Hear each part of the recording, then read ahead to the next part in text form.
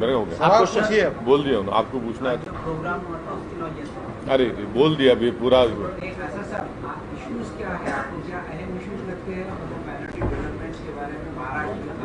Minor development के बारे में अहम आप बोलो, आप MP हो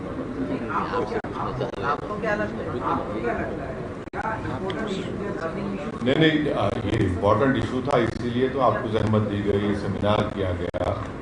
ये रिजर्वेशन का मसला जो है एक बहुत इम्पोर्टेंट मसला है। देखिए, कोई भी इंसान नाइंसाफी जब होती है उसे जिंदा नहीं रह सकता, तो नाइंसाफी खत्म होना जरूरी। हम नाइंसाफी के साथ कैसा रहेंगे? तो महाराष्ट्र के उन 50 कास्ट को, जिसको मुंबई हाईकोर्ट ने अपने ऑर्डर में कहा कि एजुकेशन में इनको 4% रिजर्वेशन मिल सकता है, इसलिए कि वो सोशली एजुकेशनली उनके बैकवर्डनेस का एक एम्पिरिकल डेटा है, तो उसको नहीं देना ये बहुत बड़ी नाइंसाफी है।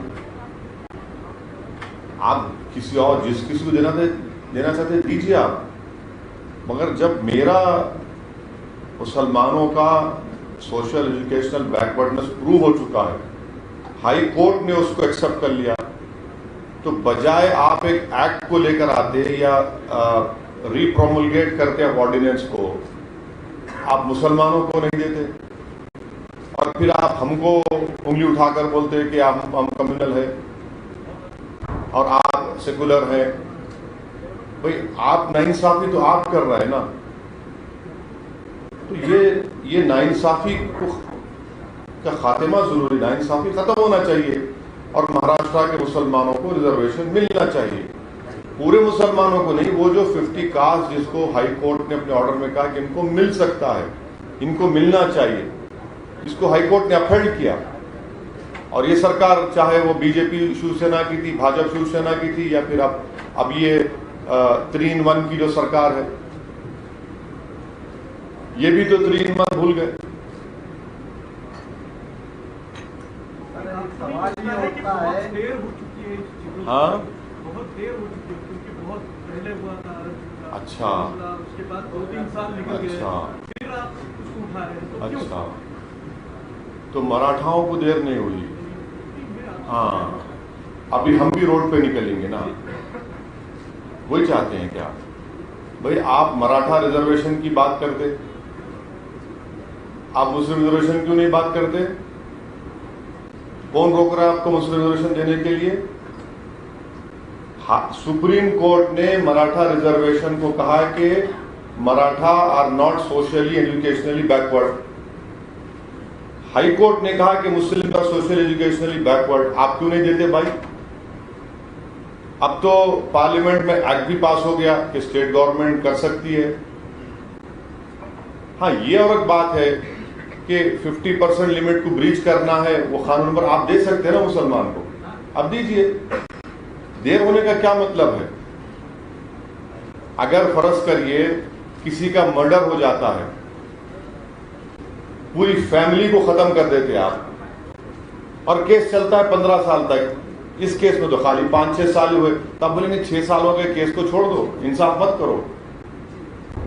इंसाफ तो होना चाहिए ना, क्योंकि इक्वालिटी जो है संविधान में एक फंडामेंटल राइट है, और इक्वालिटी, सब्सटेंटिव इक्वालिटी की बात संविधान करता है। वो सब्सटेंटिव इक्वालिटी की बुनियाद पर महाराष्ट्र के मुस्लिम कम्युनिटी के उन कास्ट को रिजर्वेशन मिलना जरूरी है। आप ये बताइए कि मुसलमानों का, हम शिवसेना से, भाजपा से, कांग्रेस से, एनसीपी से एक सवाल कर रहे हैं, आप महाराष्ट्र की जनता को बता दो कि मुसलमानों के पास 5 एकड़ से ज्यादा कितने परसेंटेज मुस्लिम के पास है? कितने मुसलमानों को बैंक और कोऑपरेटिव सोसाइटी से लोन मिलता, बता दो आप। कितने मुसलमान स्लम में रहते, आप बता दो। कितने मुसलमान ग्रेजुएट होते, आप बता दीजिए। कितने मुसलमान आउट ऑफ स्कूल है, आप बता दीजिए। अब इसको आप बोलेंगे देर हो गई, देर हो कुछ हो, ये इंसाफ का मुद्दा है। और इसमें देर की बात नहीं है, तो सिर्फ 5-6 साल पुरानी बात है। आप इसको सही करिए। आपको सिर्फ या तो आने वाले जो आपका नागपुर में सेशन होगा उसमें बिल लाइए और उसको एक्ट बना दीजिए, किस्सा खत्म हो गया, कोई रोकने वाला नहीं है। सर, जब भी मुसलमानों को रिजर्वेशन की बात आती है तो ये कहा जाता है कि मजहब की बुनियाद पर नहीं, ये देखिए, नहीं, ये मजहब की बुनियाद पर नहीं दिया जा रहा है। मुसलमानों में जो कास्ट है, जो जात है, जो बिरादरी है, उनको दिया जा रहा है। ये मुस्लिम कम्युनिटी को नहीं है। मुस्लिम कम्युनिटी में जो कास्ट है, जैसा हमारे हिंदू भाइयों में कास्ट है, उनको मिलता है, इसी तरह मुसलमानों में जो कास्ट है उनके लिए, और जिसको बॉम्बे हाई कोर्ट ने अपहेल्ड किया। तो रिलीजन को मत लाइए इसमें। मैं रिलीजन की बुनियाद पर नहीं, मुसलमानों में जो कास्ट है उनकी और उनके सोशल एजुकेशनल बैकवर्डनेस के नाम पर जिसका डेटा महमूद रहमान कमेटी ने दिया, जिसको हाई कोर्ट ने माना उसको कि हाँ ये सच्चाई है, ये कास्ट मुसलमानों में बैकवर्ड है सोशली और एजुकेशनली। सच्चर कमीशन ने भी दिया था। सच्चर कमीशन ने 25 साल पहले पूरी रिपोर्ट दिया था, उसको महमूद रहमान साहब ने पूरी नहीं, सच्चर कमीशन ने था, सच्चर कमेटी थी, और सच्चर कमेटी के फाइंडिंग्स आज भी रिलेवेंट है।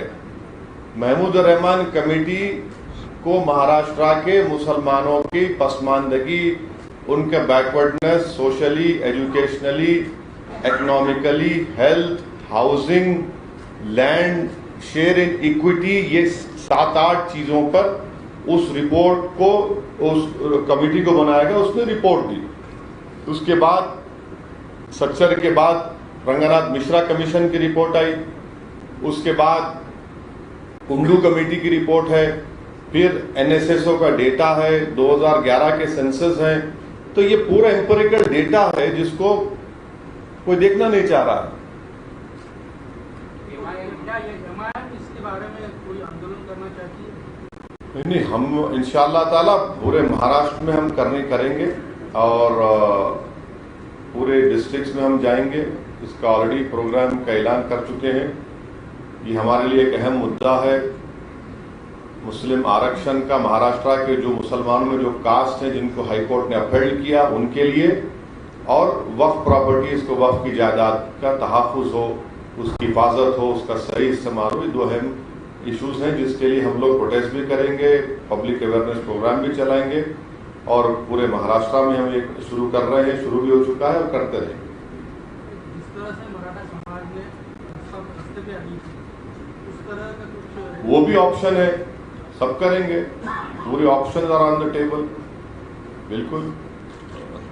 ये देख काम के लिए कुछ सियासी पार्टी आपके साथ जुड़ रहे हैं? कौन जुड़ रहे हैं? सियासी पार्टियां। हमारी तो जरूरत ही नहीं है, हम खुद बहुत बड़े हैं, इंशाल्लाह करेंगे। आपका साथ, आपकी दुआ रही। वो जो जुड़ने का काम नहीं करना है, उनको खाली एक ऑर्डिनेंस या एक्ट बिल लेके आने का है। हम उनको वो एक बिल लेके आओ।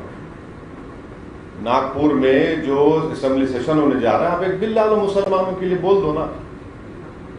आप दो, महाराष्ट्र के मुस्लिम्स को दो, जिसको हाईकोर्ट ने अपहेल्ड किया है। आप पूरे ये बिल लाएंगे, वो बिल, ये बिल क्यों नहीं लेके आते आप? कौन रोक रहा आपको? लाना चाहिए। अगर नागपुर सेशन का ये बिल नहीं आता तो नागपुर सेशन का अगर ये बिल नहीं आता, लड़ाई चलेगी, तो आपका लड़ाई चलेगी। नागपुर जाएगा मोर्चा? नहीं, लड़ाई, अरे पूरे महाराष्ट्र में जाएगा। क्यों नागपुर के तक मुद्दा आप रोक दे रहे? पूरे महाराष्ट्र में जाएंगे, लड़ाई चालू रहेगी। हम अपना प्रोटेस्ट करेंगे, डेमोक्रेटिक राइट है, पीसफुल प्रोटेस्ट करेंगे। इस राइट के लिए हम लड़ेंगे। देखिए, मैं हर चीज को बर्दाश्त कर सकता हूँ, नाइंसाफी के बगैर, नाइंसाफी के साथ हम जी नहीं सकते। ये नाइंसाफी हो रही है हम सर। आरक्षण की लिमिट खत्म हो चुकी है। कैसा बोले? अरे हाई कोर्ट ने कह दिया ना, हाई कोर्ट ने कहा कि मुसलमानों को दो, इनको दिया जा सकता है। हाई कोर्ट ने कहा एजुकेशन में दे सकते, एम्प्लॉयमेंट में दे सकते, क्योंकि एम्प्लॉयमेंट 50% क्रॉस कर गए थे। हाई कोर्ट ने कहा कि मुसलमानों का एजुकेशनल और सोशल बैकवर्डनेस है, मगर क्योंकि एजुकेशन में इनको दे सकते, एम्प्लॉयमेंट 50% क्रॉस करे, एम्प्लॉयमेंट नहीं दे सकते। एजुकेशन में दो ना। हाईकोर्ट ने मराठा कम्युनिटी के बारे में ऐसे ही कहा है ना।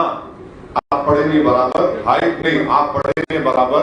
हाई कोर्ट ने उसको रिजेक्ट किया। सुप्रीम कोर्ट ने कहा कि इनका सोशली एजुकेशनली बैकवर्ड नहीं है। हाईकोर्ट ने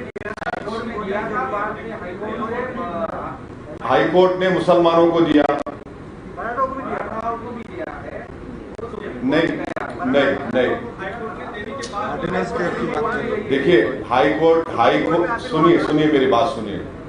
हाई कोर्ट में मुसलमानों का अफेंशियल एजुकेशनली बैकवर्ड का डेटा नहीं दे सके, प्रूव नहीं कर सके। मुसलमानों का तो डेटा प्रूव हो चुका है। अभी पार्लियामेंट में खड़े के बहुत बड़ी बातें किए ना, अभी तो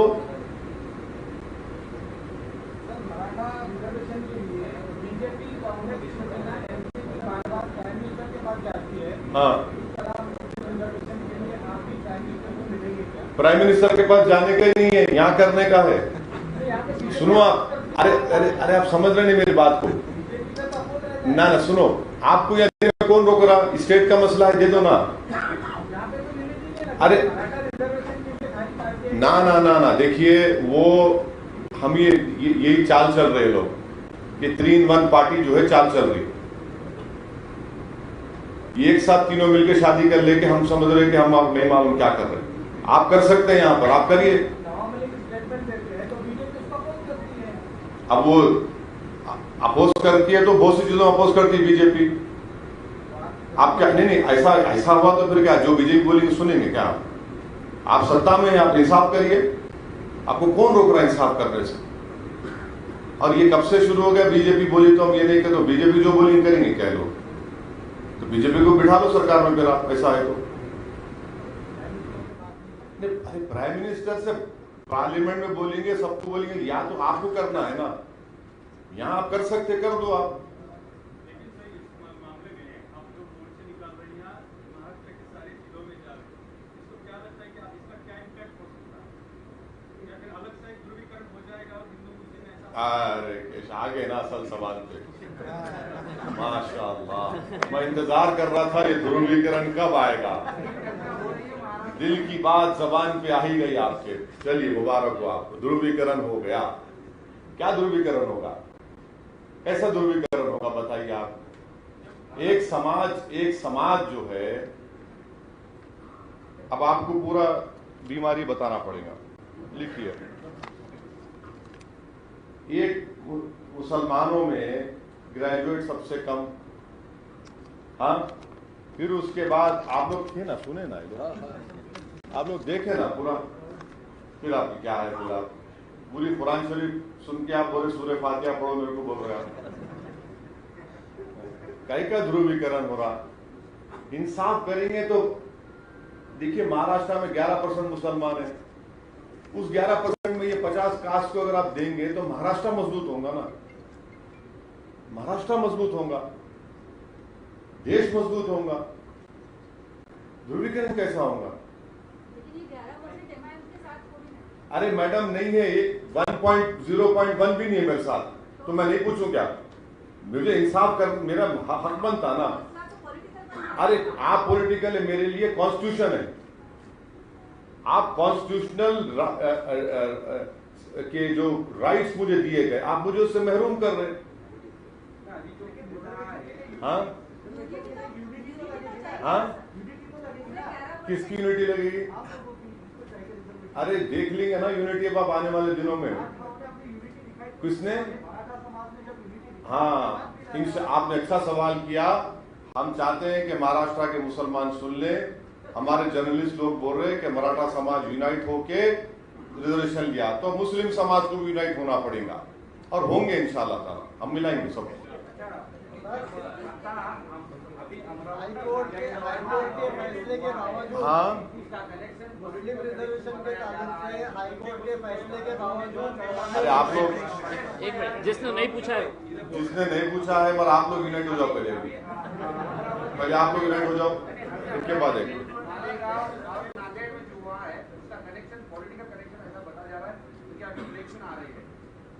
देखिए, जहां तक वायलेंस हुआ, मैं उस वायलेंस का कंडेम करता हूं। वायलेंस नहीं होना चाहिए, बिल्कुल वायलेंस नहीं होना चाहिए। मैं अपने स्पीच में भी इसका जिक्र किया हूं, और मैं आज के प्रेस कॉन्फ्रेंस के जरिए अमन की अपील पहले भी किया हूं, आज भी कर रहा हूं। और पीस एसेंशियल है, सबके लिए पीस एसेंशियल है, और पीस बरकरार रहना चाहिए, अमन को मजबूत करना चाहिए।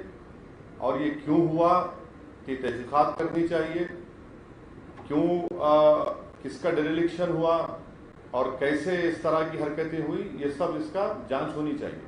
अभी ऐसी चर्चा हो रही है कि इसमें direct indirect politicians, political party, तो इंक्वायरी होनी चाहिए, इंक्वायरी कराइए, मालूम हो जाएगा पूरा।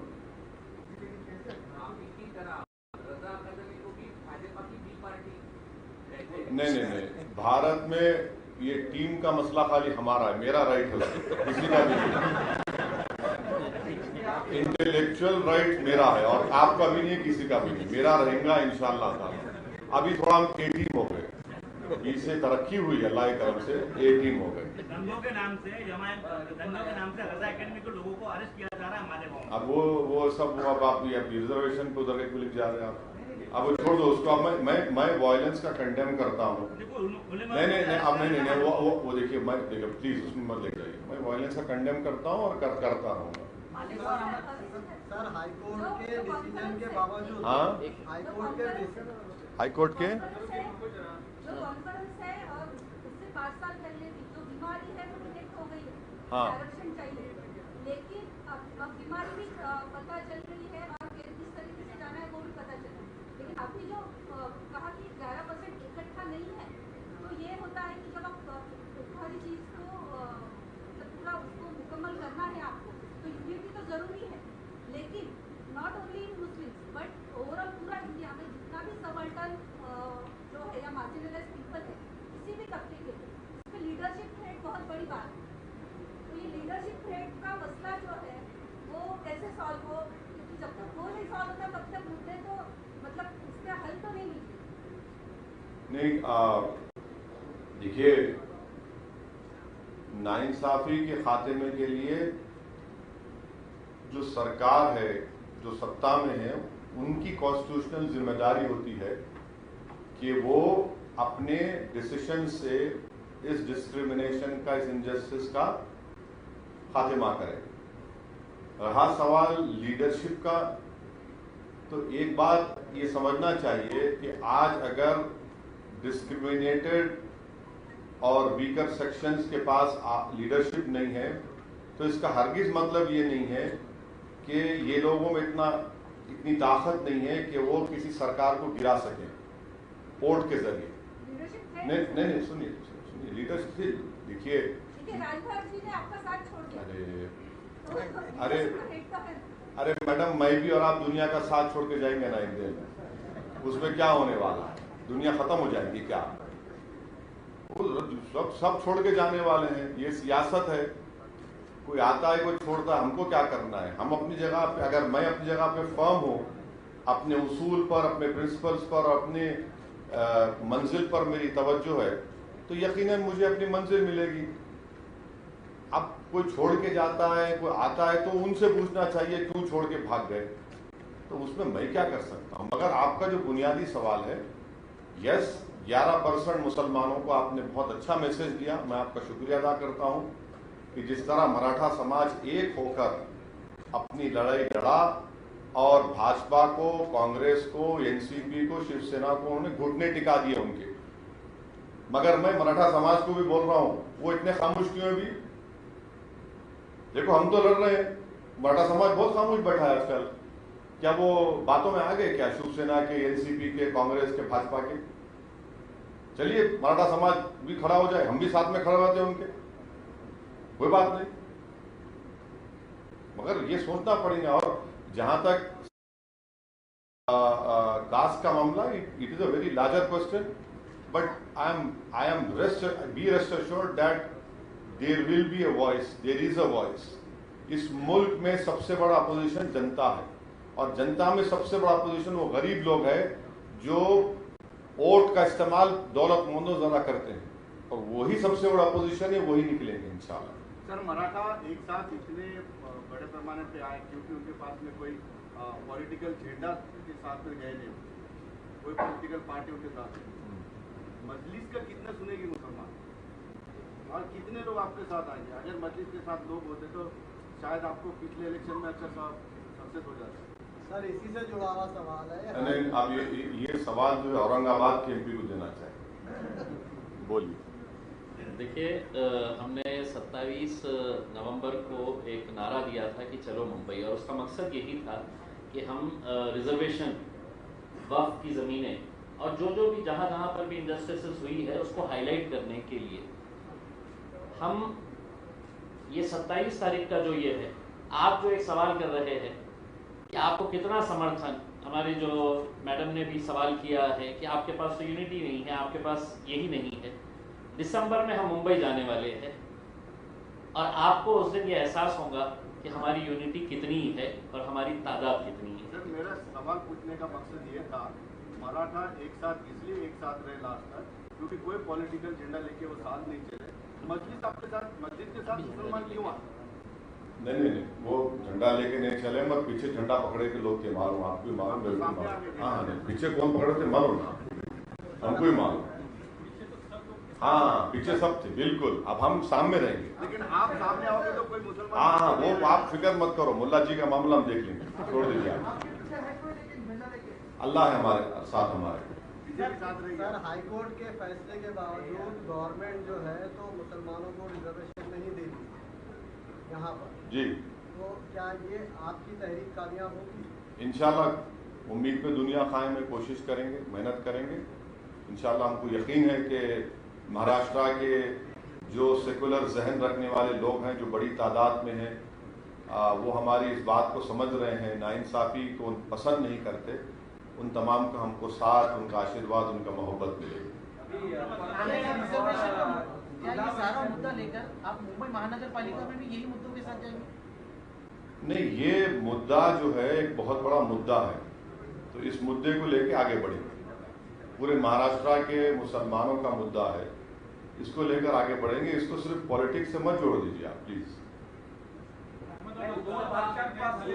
लोकसभा चुनाव में आपने वंचित के साथ इकट्ठा होकर चुनाव लड़ा था, उसका फायदा बीजेपी को हुआ, ऐसा लोग कहते हैं। अभी ये मुद्दा खत्म होने के बाद ये मुस्लिम आरक्षण का मुद्दा लेकर फिर एक किसी और पार्टी को समर्थन के लिए तो ये कुछ हो रहा है, ऐसा भी सवाल उठाया जा रहा है। अरे आप थोड़ा स्टडी कर लेना भाई, आप स्टडी नहीं करते आप। अब आप ये बोलो कि शिवसेना कांग्रेस एनसीपी से शादी क्यों कर ली? मेरी वजह से।